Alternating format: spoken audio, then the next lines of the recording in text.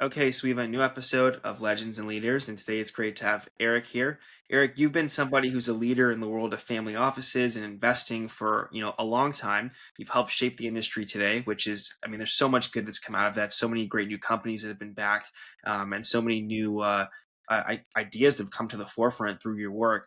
And now you've written a book called The Long Game that is about sharing lots of these lessons from your journey. It also explains what you've seen from analyzing the market and all these companies that have endured, how they've succeeded, and what it's really taken to stay in the game and be at the top of the game for a long time. So I'm excited to have you here and get into your story and talk about your book as well. Thanks. It's great to be here. Thanks for having me. Awesome. So Eric, just going back to your origins, were you always interested in the world of finance, investments, and all of that when you were young? How did this passion of yours develop, and when did it become a career? Sure. So I grew up in Baltimore, and I was really blessed in having parents that came from really diverse backgrounds. My parents met in the theater, actually, and so they had a background in that. My mom became a speech pathologist, and so she was very much involved in a profession around education and speech. And then she became a performer with the Baltimore Symphony. She became a narrator. And then my dad, while he was the first one in his family to go to college, he started a business as a college student, hiring his fraternity brothers to dress up like Santa Claus. And he created a Santa school. And then he became the king of Christmas, where for 400 malls across the country, if you ever took a child to have their photo taken with Santa, that was our family business, building these Wow. amazing Christmas displays. So I had an entrepreneurial dad, a really talented mom, and I was not interested in finance or investments, but I was interested in entrepreneurship. So as a kid, when I was probably 10, I started selling garden seeds and greeting cards in our neighborhood, going door to door, which was amazing, learning about sales and selling and overcoming the fear of knocking on someone's door and not knowing what would happen next. And then when I was probably 13 or 14, I started two businesses. The first was a rocketry club. We had model rockets, and I would organize groups. They paid a monthly membership fee. And then on weekends, we did these launches together. And then I started a magic act called The Terrific Two with my best friend Roger, and we would do performances for kids' birthday parties. So my origins are very, very much an entrepreneurship thread of starting things and being scrappy and doing just different types of things. In terms of when my first business venture started, I was a student at the University of Chicago studying economics. Um, my younger brother Doug was a senior in high school, and I was just always thinking, what kind of business can I start? I loved the fact that we had a family business, but my dad was Santa Claus. I didn't want to do that. It was very seasonal business. So I was always thinking about what kind of business could I start, and taking internships and working at other places, trying to collect ideas and skills and experience. And I went to a bookstore and I bought a book called How to Write a Business Plan. Literally, that was the title of the book. And I also found a book back then called How to Do a Leveraged Buyout. And this is before the big world of private equity had even come into being. So I had these two books on my bookshelf. I borrowed some money from my mom and bought the first IBM PC, and I had word processing software so I could write things. And I just was brainstorming ideas all the time. One day, my younger brother called me up and said, I'm working at Computerland part time. He was a senior in high school, and I have this idea. It's for an optical memory card where you'll be able to store up to 800 pages of medical history on a credit card. And this is an amazing technology. It will eliminate all kinds of problems where people are going to different doctors and the doctors don't know what medications you're taking from another doctor. It was a leading cause of hospitalization and ER visits. This is a powerful idea. Do you know how to write a business plan? And I said to my younger brother, I literally have a book right next to me called How to Write a Business Plan. Yes, I do. And he said, well, write a business plan for this. So I wrote a business plan for something that my brother's name is Doug. Doug and I called it the life card. Wrote a business plan, took it to my mentor, a wonderful guy in Chicago named Larry Levy, that I'd had a summer internship working for him while I was in college, showed him the business plan. And he said, this is an incredible idea. I don't know anything about technology, but I know something about people. And if you and your brother are going to go do this, I'm happy to back you. I will fund you with $1.5 million. We'll be 50-50 partners, which was unbelievable because if you think about 1982, 1983, $1.5 million is a big, much bigger number today. And I said, but before I do, I want you to go and talk to a potential customer. So my younger brother had been working in in a lab while he was in high school, and he had met some doctors through this medical lab. And one of the doctors, he asked him about how do we get to Blue Cross Blue Shield, the insurance company? And the doctor said, well, I submit claims there all the time. I'll call my person and see if I can get you a meeting. So through this doctor, we ended up getting a meeting with Blue Cross Blue Shield. I brought the business plan and we made a presentation. And at the end of the meeting, they said, you don't need any backing. We will finance this business. Not only have you developed a technology for portable medical records, but also we think this technology could lead to the automation of healthcare claims, which are all done on paper now. And this could be a really big idea. So we'll fund your idea. And this was an unbelievable story. So we were so excited, and there were two other partners involved too. A guy I had met when I was in college in Chicago through a mutual friend, and then someone I'd gone to high school with and had been a friend since the seventh grade. And so the four of us were working on this Blue Cross Blue Shield project. And they said, you don't need any backers. We'll fund you. The next person you need to meet here at Blue Cross Blue Shield is Darth Vader. And so we're like, who is Darth Vader? And they said, well, he's our general counsel for Blue Cross Blue Shield. That's his nickname here. He's a very, very tough negotiator. So the four of us, my brother Doug, Chris, Steven, myself, the four of us go to have this meeting with Darth Vader. We walk into this office. In comes this guy. He's in incredible shape, bald head, very intense. And he sits down in front of us and he goes, hi, gives his name. He's subsequently passed away, so we'll let him have his privacy. And but very cool dude. And he basically says, "Listen, this is how I negotiate. You're going to tell me what you want for this life card to fund the project, and then I'm going to say either yes or no. And if I say no, that's the end of the negotiation. You've blown it. And so I want you to think long and hard about what your ask is going to be. Be very careful." So it was so intimidating to, I was at this point maybe 20 years old. My brother's 18. The other guys are, similar ages. Very intimidating.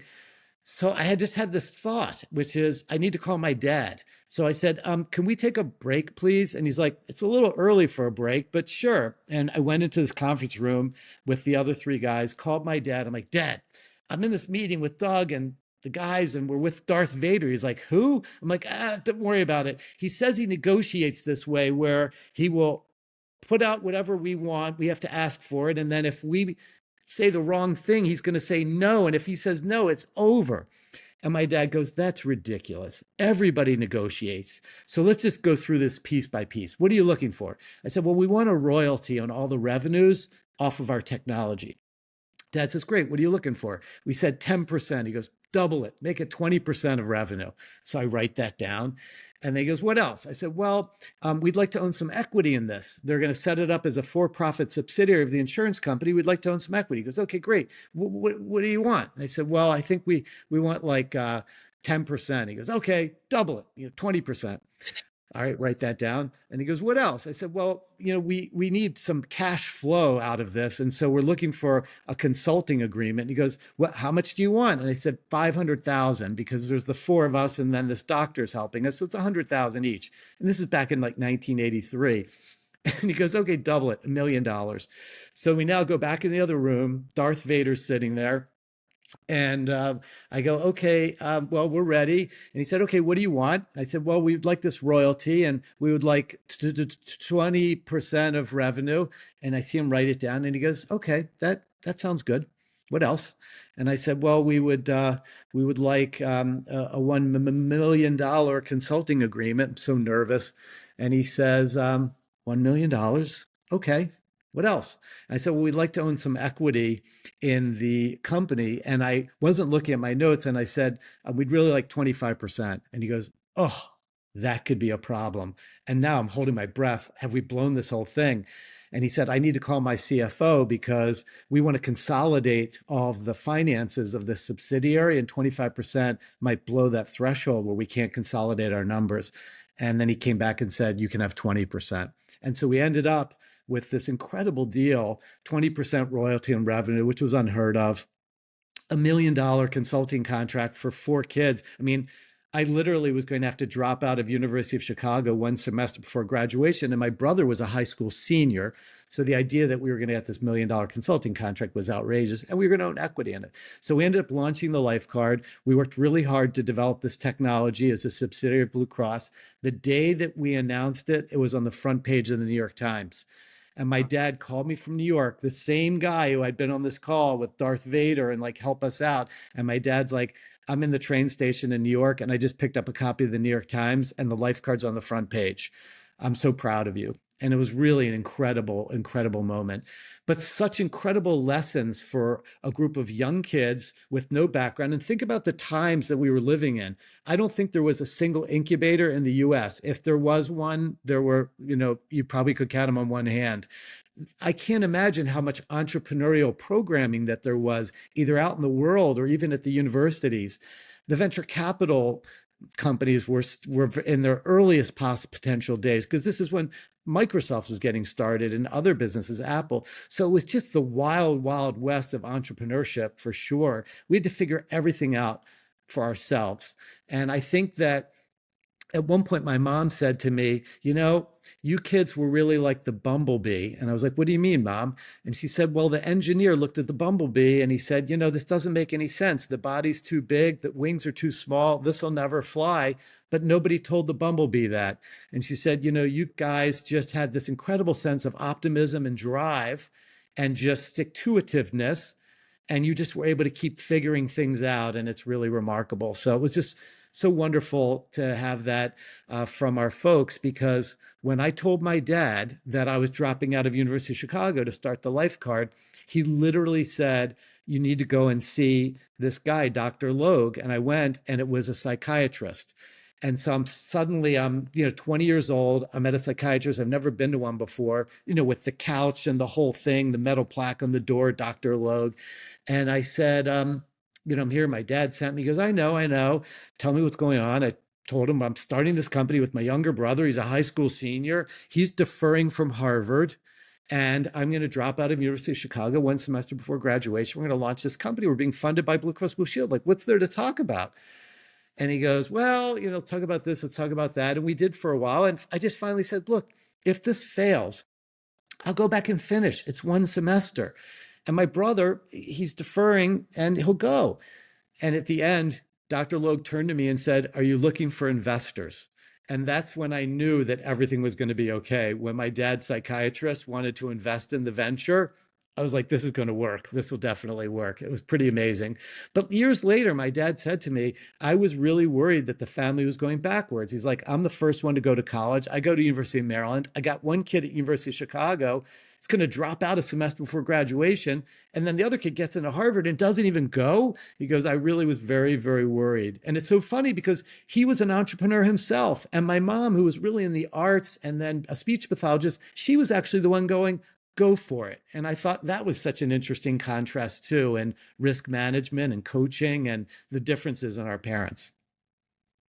So, Eric, I mean, you had this incredible success at a young age, disrupting a category in the health category. What made you want to eventually switch over to private equity and then even to the family office space? I mean, you could have kept building companies. Did you feel like you learned a lot from that experience that you could just apply to a lot of other companies at a broader scale, and that's why you wanted to switch?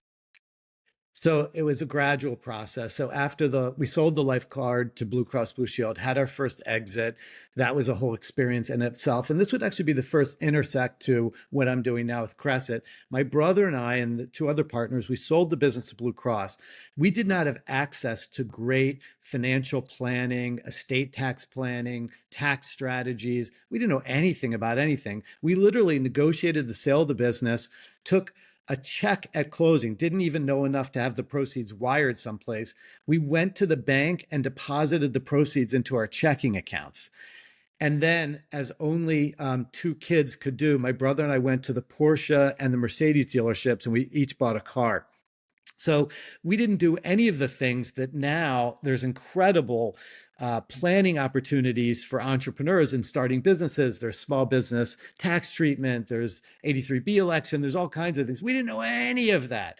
And so here we'd had this early success where we exited the business in 1986 in a multi-million dollar sale. I think we sold it for like maybe $6 million in 1986. And so we had, unfortunately, a little bit of arrogance of having had early success and not really knowing all the reasons why we were successful. So we ended up thinking, well, we can be successful in any business. So we used our proceeds and we started buying some companies. I would call them fixer uppers. They were small businesses. We bought a group of radio stations in the southeastern US.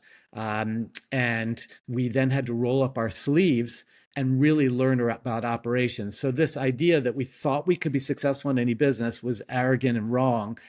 But what it did do is it allowed us to gain operating experience, where these businesses, we had to go in and relearn everything from a new perspective in a new industry, and then add value in order to strengthen these businesses and make them grow faster and to be more valuable. So that was the best thing that could have happened to kids who, through some combination of luck and capability and timing, ended up being successful.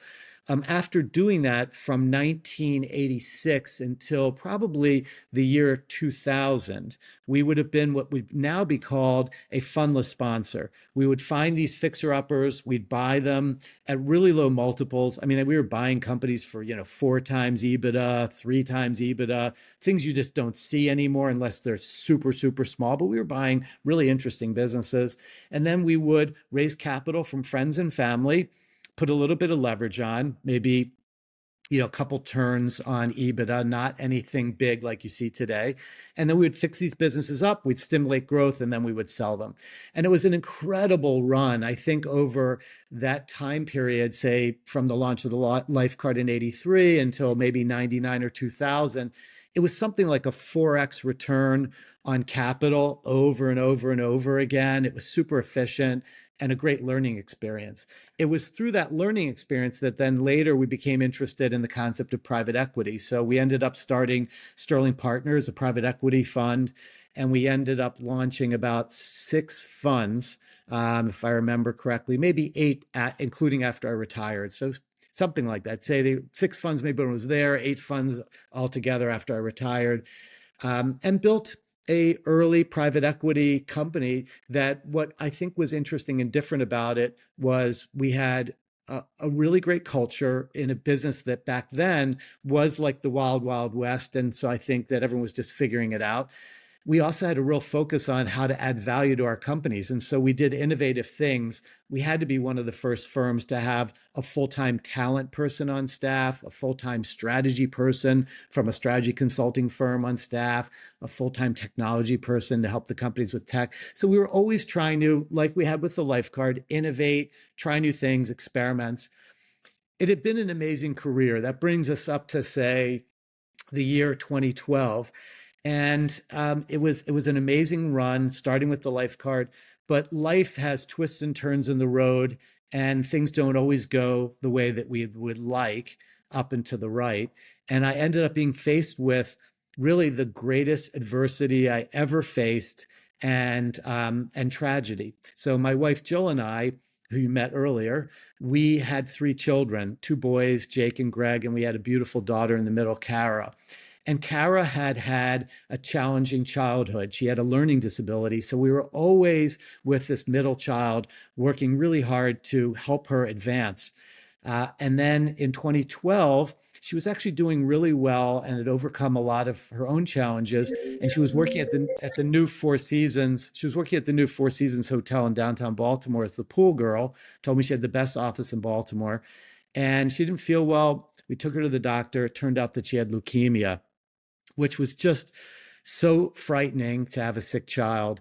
And we ended up taking her to Hopkins. They told us that we were the luckiest family there, that she had the only form of curable leukemia in 2012, and that they had a 90% cure rate. So as an entrepreneur, you tell me 90% probability of success, I am all in. And so we really rallied as a family around her. We were super optimistic. And just sadly, 4 months later, she passed away from a complication of the treatment that just had been missed. And so tragically, she passed away in her sleep one night unexpectedly.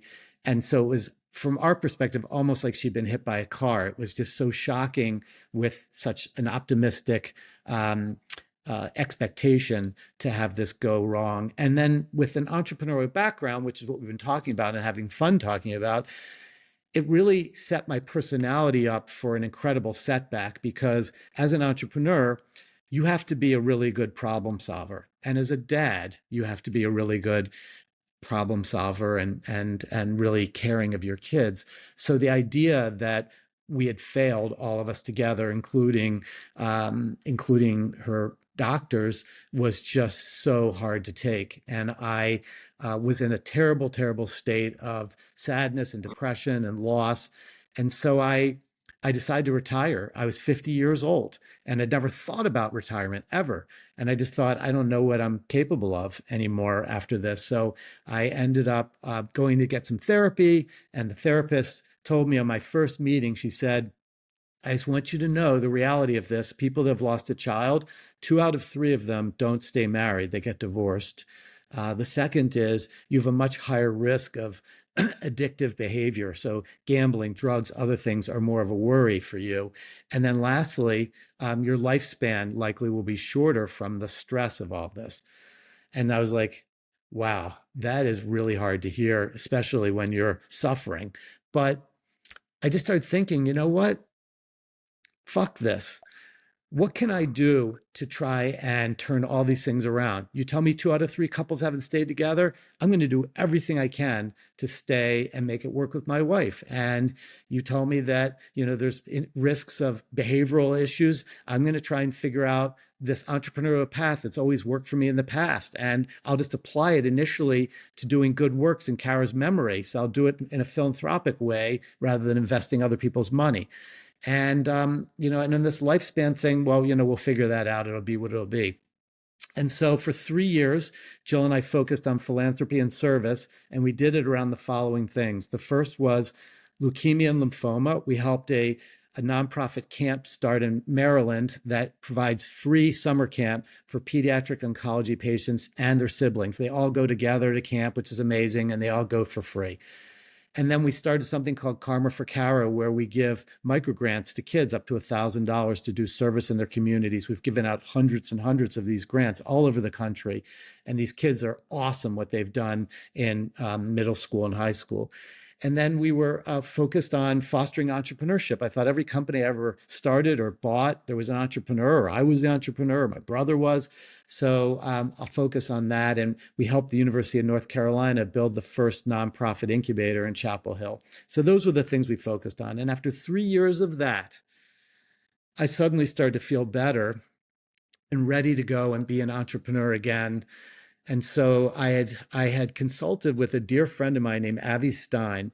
Avi and I were neighbors in Florida, and we had a mutual friend from Sweden, a guy named Mats Lederhausen, who had said, "You guys really should get to know each other. You'll become friends."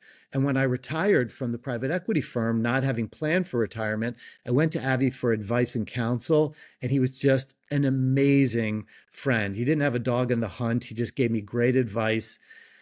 And so now that I was feeling better, I went to Avi and said, let's go do some investing together. So we started doing some investing in some businesses, and we called it the origination engine. We would determine, do research, come up with an opportunity, invest in it, but just invest our own money and from other family offices and friends. And suddenly other family offices were saying, hey, can we co-invest with you? And one day that led to a conversation where Avi, who had had his own challenge to overcome, we had lost Kara to leukemia. Avi had had stage 4 lymphoma, a very scary diagnosis, but he had overcome that and had gone into long-term remission. He also had this incredible entrepreneurial spirit where when he was diagnosed with stage 4 lymphoma, he started a solar company and started building solar fields while he was in treatment, which was just so incredible and showed his tenacity and drive. And so we were having a conversation one day about our experiences in wealth management and family office. And I said to Abby, I was a client of one of the big wirehouses on Wall Street, one of the famous names in money management and wealth management and brokerage for many years, 25 years. And it really hasn't been a great experience. They talk about family office, but they don't really have any real family office capabilities. It's really all about managing a portfolio. And then I had started my own family office with my younger brother, Doug. And we'd had our own family office for 15 years. There were 6 or 7 people working for us. But I had this secret, which was I never paid any attention to it. Really bad idea. Imagine starting any kind of a business and then not paying attention to it. But it turns out that my secret, which was kind of embarrassing, it turns out that actually almost any high performer that I meet, whether it's a CEO, whether it's an entrepreneur and founder, whether it's a professional athlete or entertainer, anyone who is highly successful at something, it's because of their drive and their ability to focus intensely on that thing. And after that, if you have a family, hopefully that's a priority and you want to be a good family member. And then after that, if you're a good citizen and a member in the community, hopefully you're giving back or doing something good in the community. Is there any time for a fourth thing after that, which is kind of managing our finances and doing our financial planning and having a will and all that other stuff? Unfortunately, most people who are really successful at something just don't do a great job at that. And that I thought that was like our family secret. So it was very disappointing to see this family office that had a different culture than I operate with and wasn't as capable as I wanted. Avi hears that and he goes, "That's unbelievable, pal, because I've had a terrible experience too. I was with this other big wirehouse on Wall Street, a big famous name, and they've done a lot of investment banking for my companies, and it just was not a great experience. There was no family office. And I too have had my own family office and haven't really paid a lot of attention to it." I'm like, "You too?" He goes, "Yeah." It was unbelievable. So we said, you know what? Let's do some research and let's try and find if somebody has built a family office around CEO founders, something with real entrepreneurial chops. It's got to be all around essentially the seasons of life that we've experienced. Our 20s when we were taking risks and starting things, and then our 30s, hopefully something you get traction on and it starts to scale. And then your 40s, if you're lucky, like it's really cranking now. Your 50s, if you haven't been giving back, maybe that's kicking in. And now there's, community and service and other things you're dealing with, family, kids. How do I talk to my kids about these things? Make sure that they grow up to be healthy mentally, physically, spiritually, all of those things that, especially having suffered the loss of a child, so important. And it just didn't seem to be out there. We spent a year looking for a firm that was focused on the CEO, founder, and entrepreneur, and that would also work with people through the different phases of life. First of all, nobody that we found would work with anybody in their 20s. Nobody would work with a first-time founder. Nobody would work with a first-time CEO. No one would work with a first-time GP, a young GP at a fund who had just been a newly minted partner. No one. And then when we started looking at these platforms, none of them were designed for the CEO founder and that whole life and trajectory. None of them. They had been designed around people that either already had wealth that were multi-generational. There wasn't that focus that made so much sense to us. So after a year of searching, we ended up deciding to start our own. And so we launched Cresset. It was really exciting. We put together a small team of about 10 people. Some of whom came from private banking, because we found in private banking, they had almost like the Four Seasons or the Ritz-Carlton, that had incredible work ethic and an incredible culture of service, which we thought would be at the core of what we were doing. And then we basically raised the seed capital. Avi and I put up the bulk of it. And then we had some other friends who were interested in the project who came into this founders round. And before we even put a first dollar on the platform, before Avi and I, the first 2 clients, even moved our assets to Cresset to manage, we took the first 10 people, went to an offsite, spent 3 days focused just on what our culture would be like. And it's really incredible. I actually have one right here. The output of that was something that we call our Cresset culture card. And so this is a copy of it right here, and I'll be happy to send it to you. But literally, all we focused on was how will we behave? What were our collective values be? And what are the core principles around the ways in which we're going to conduct ourselves as a business? And I have to tell you, Cresset has grown at an unbelievable rate, probably a 50% CAGR over the last 5 years. But what has allowed us to do that has been this culture card, because culture is developed first through specificity. You have to have a defined culture. And so spending 3 days at an offsite with the first 10 team members, that was critical. The second thing about culture is it has to be authentic. It has to be really, really authentic, because people can sense when it's not. The third thing about culture is it has to be modeled. Everybody who's involved in setting up the culture, they have to be so committed to it that they model those behaviors. And like all human beings, when they have a bad day and they miss, they accept and acknowledge that they've missed, and then they redouble their efforts to continue to live up to these high expectations. And the last thing about culture is repetition. Culture is taught and it is received in an organization through repetition. It has to be over and over and over again, storytelling and example and the evolution of that. So we started with culture, which was the most powerful thing that enabled Cresset to become the company it is today. I tell Jill, this is the best group of people I've ever worked with. And it's because we literally would interview off the card. We would sit with a prospective candidate and we'd be asking them questions and then mentally checking the boxes like, oh, client first, check. Act like an owner, check. Extreme accountability, check. And that's why we were able to build this organization of really incredible people. The second thing that we said at that 3-day offsite working on culture is we told everyone we're on a 100-year journey. And they looked at us like, are you crazy? 100-year journey? Like, I'm not going to live 100 years. What are you talking about? But the idea was we were going to build a platform with no compromises. And we were going to use an attitude of, if we build it, they will come. We'll always be investing ahead in order to create this incredible platform and experience. And we're going to take the long-term view here, the 100-year view, when we make decisions. If we're buying a piece of software, instead of going for that easy, quick win, let's invest in the software that we think is going to carry us and really allow us to innovate. Every decision was through that longer-term lens, no shortcuts. And the third thing that we told the first 10 team members was, we're all going to be owners. Well, what does that mean? Fast forward to today, Cresset is about 60% owned by the employees. We are an employee-owned, employee-controlled, if you will, company where that sets the direction of the business. 30% approximately of Cresset is owned by clients. Now, how did that happen? In the first year of the launch, some of the early clients coming on said, can I invest in the business? We'd never even thought about it. And we're like, oh, okay, why? And they said, because I want a rooting interest. This is one of the first people who brought this up. I want a rooting interest. Like, what does that mean? Well, I don't need to control anything. I'm rooting for you. And I want this to come into being. That's why I'm becoming a client, because there's no platform out there for CEO founders like me. So people wrote small checks. It ended up growing into literally hundreds of people over time. And it added up to about 30% of the business.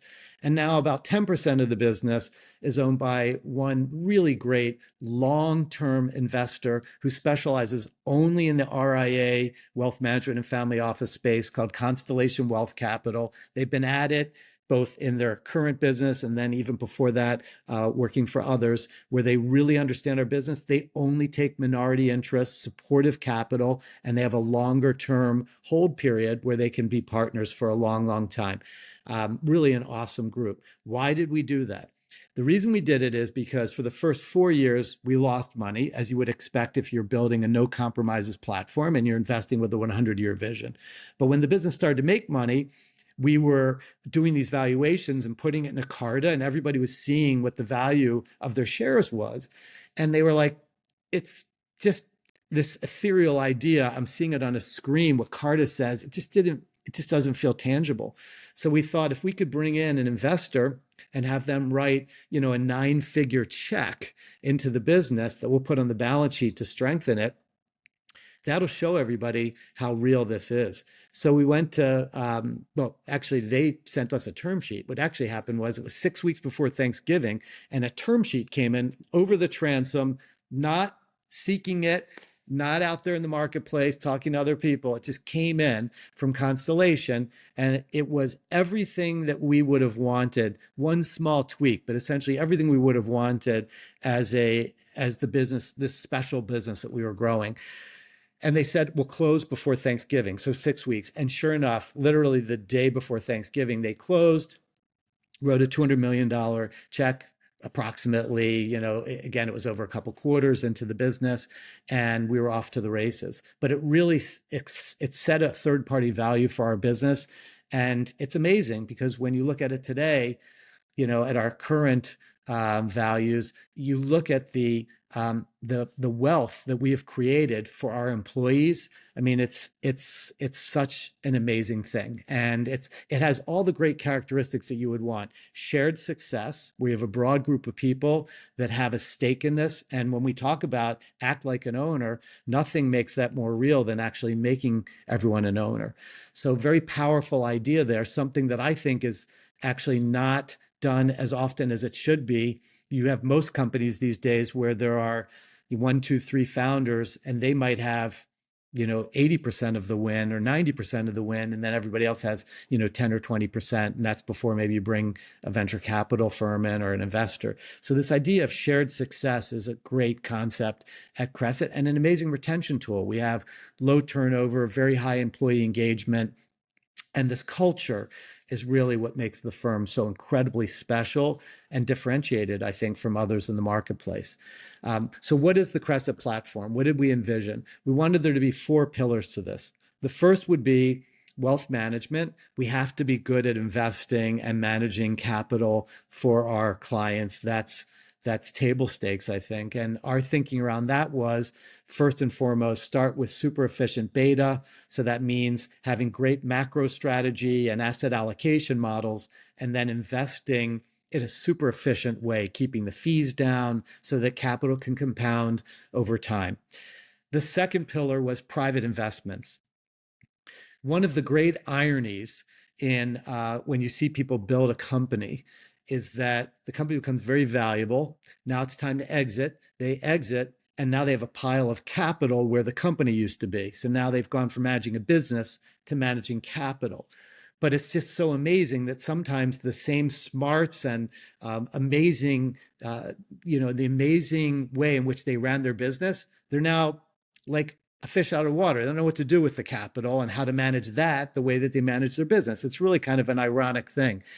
So the capital won't manage itself. That's like one of the first ironies and lessons you learn in exiting your business. The second thing is that when you go to a traditional wealth manager, most of them are about stocks and bonds. They grew up with it. They came, if they're a traditional wealth manager, they came from the brokerage world back in the days where they actually made commissions selling stocks and bonds. And so it's just a different world. Very few, in the context of all wealth management, very few practitioners are very expert in private investments. It's getting better. The last few years, we've seen a real explosion, and there's a lot more education going on, and thank goodness for that. I'd like to think that we've played a very small part in it because it was part of our founding principle. But it's kind of ironic that when you look at wealth in North America and where it comes from, the majority of wealth in North America has come from either owning a private company or owning real estate. Like, that's the bulk of it. Yes, there are people that have wealth that they've inherited. And yes, there's people that have wealth through other means, maybe trading or whatever. But most wealth is created by building a business. So how ironic that you go to your wealth manager and then they just put you in a portfolio of public stocks and bonds. Like, that's just kind of funny. It doesn't make sense. Didn't make sense to us. So the second pillar is we have to have a team that's really highly capable in understanding the private markets, and then over time, figuring out how to use our scale to benefit the clients. In the traditional Wall Street model, if a private manager wants to be on one of the wealth platforms, there were lots of ways in which that wealth manager could make money. They can charge a platform fee, they can get commissions or other things. In our model, we are a true fiduciary where we only have 2 sources of revenue: the fee that we charge for managing wealth, and then if someone wants family office services, that's non-wealth, like family office administration, bill paying, all of those sorts of things, we charge a professional fee, a consulting fee, just like any professional services firm. If we are making an investment at Cresset in a new private fund and we're able to negotiate better terms, those terms are passed through directly to the client. So we're able to use scale to benefit the clients in the private markets. It's a really important competitive advantage. The third pillar of Cresset is family office services. And that is all the things outside of managing money that matter in life. So, yes, it's some of the mundane things like paying bills or doing bookkeeping and accounting for our clients and reporting on their entire balance sheet. But it's also all important things like education and governance, how to talk to your kids about money, how to educate your kids, how to have a highly functioning family where everyone's talking to each other and the kids still have mission and purpose and drive, that you haven't spoiled them in some way that sucks the motivation out of them, which we see all the time.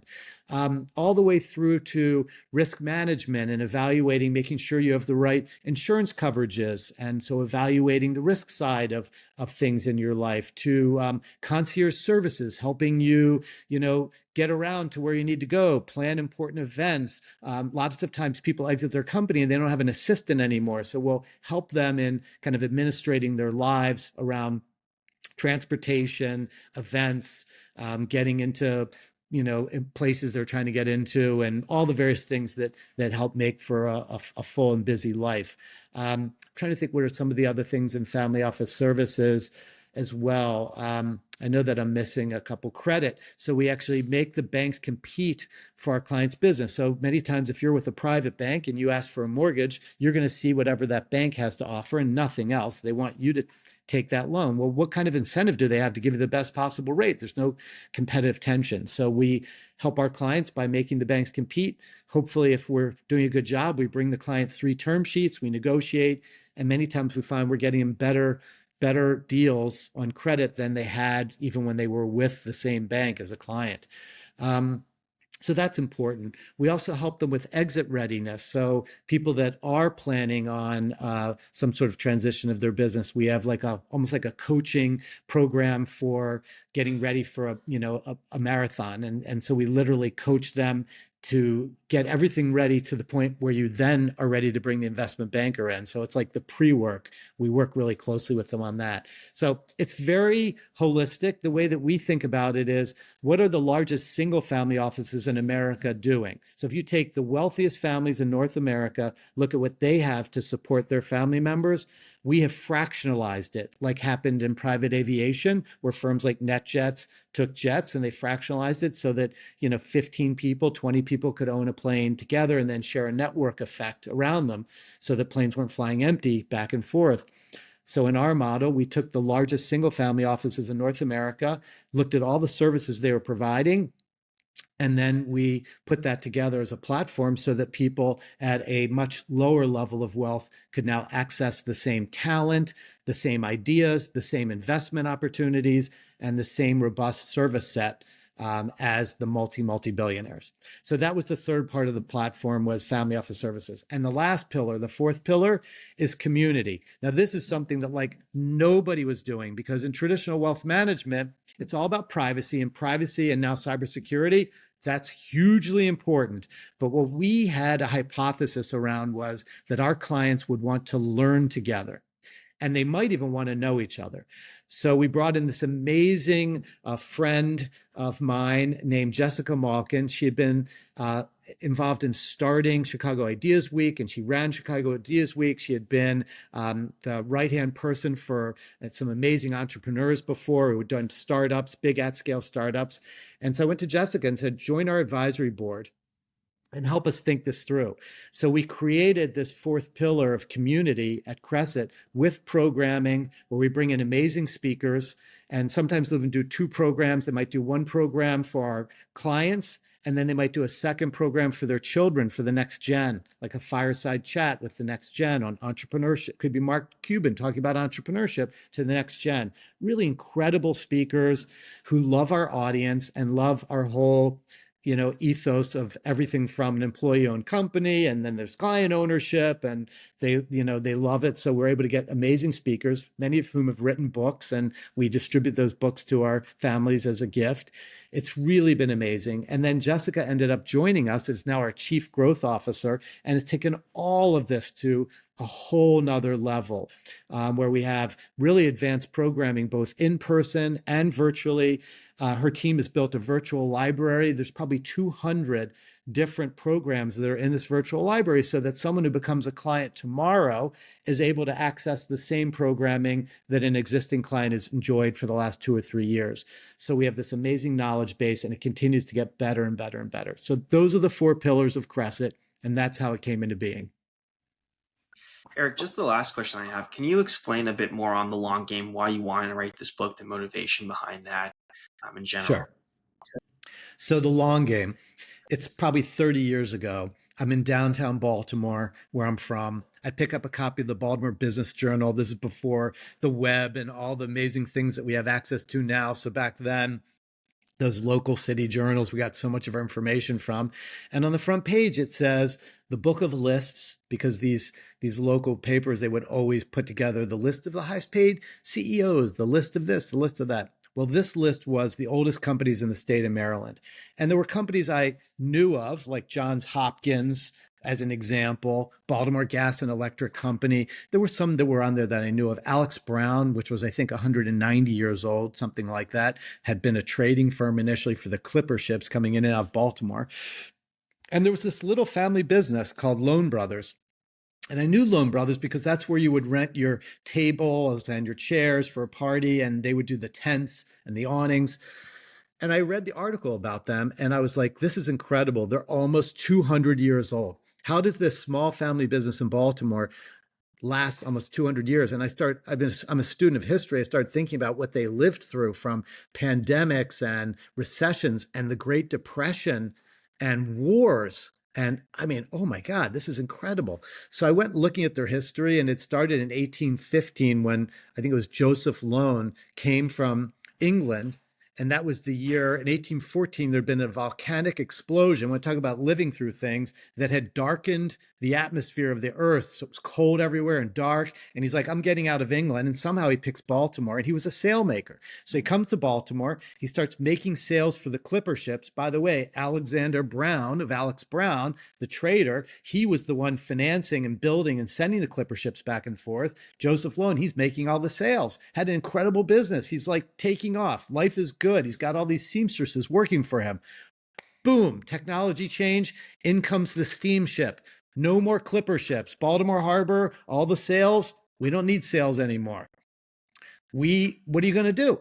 So I'm thinking, this is unbelievable. This guy, Joseph Loan, what did he do? He invented the pivot. Now, of course, he didn't invent the pivot, but in my mind, think about it. All the way back then, he had to pivot from making sales to something else. So he started making awnings. He actually had heard about the awning and started making awnings. He and his successors, they developed the first wedding tents, which ultimately became party tents. They were like pink and green, and it was a whole different thing back then. And he started making flags for all of the new states. America was still in its, kind of invention phase. And so we kept adding states. And whenever we'd add a state or a county, you needed a flag. They designed a flag. And then Joseph Loan, his company Loan Brothers, they make the flags. And where they're launching new ships, they put the bunting and all the stuff around it. And it's just incredible. So this family managed to pass their business generation to generation, all the way to today. They're still going today. But that's where my initial interest on this came from. So it became a hobby of mine, where when we go on family vacation, anywhere we went in the world, like we went to Italy, I ended up finding the Ferragamo family. And we were at this place, Castiglione del Bosco, with Jill. And we went for a hike one day. And they sent this guy with us because there were wild boars. So you had to be careful hiking. And we're with this guide, and we're walking along. And I was like, who owns this place? He goes, the Ferragamo family. I'm like, the fashion empire family? Yes, yes. I said, well, how involved are they in this beautiful resort? Oh, there's family members here every week. I'm like, really? They're highly engaged, even generationally. They're still engaged. Yes, absolutely. Massimo, he has the long eye. I'm like, the long eye? What's the long eye? And he looks out in the distance, and there's this little cottage in the distance. It has a terracotta roof. And he points, he goes, "You see that little house out there?" I said, "Yes." "You see the roof?" "Yes." "There's one tile missing there." That Massimo, he sees it. He has the long eye. I'm like, wow. And I would take notes on this, and I would add all of these different principles over time as I was interviewing different families, different companies, different organizations, not all companies, like the Girl Scouts as an example. And each one of these interviews, I was collecting things and starting to notice the patterns as to what it took to really play the long game and to be a 100-year business. And I thought, you know what? It's finally time to get serious about this and take all of these interviews and this hobby and put it together in a book so that our team at Cresset, originally the idea was, we're going to write this book, we're going to put it together, we're going to print it, and we're going to give it as gifts to people, friends and family, just to show how serious we are about playing the long game at Cresset. But it turned out that a lot of people were reading this when it was in a draft form and saying, you know what, this is something we should share more broadly. And that's how it came into being. Well, Eric, that was all the questions that I had. I appreciate you taking the time and doing this. I think it's great that you've had this big educational focus and everything you've pretty much done throughout your career of giving back to people that are partners of yours through knowledge and insights, and then also with the book you've written too. And you've really had an amazing journey so far. You've pivoted as well into lots of different areas, and you've found success in areas that are quite different than each other. So, I mean, I'm just excited to see what you're going to do next, the impact you're going to have in other areas too. The stuff you've been doing around your daughter is really important. And I look forward to what's to come in general from you. And thanks for coming on and doing this. It's a pleasure, Ben. I'm so happy to have been able to spend some time with you, and I appreciate what you're doing and really trying to get people to share the principles and experiences that can hopefully help others on their journey, whether it's their journey in life or it's their entrepreneurial journey. So good for you for making that happen.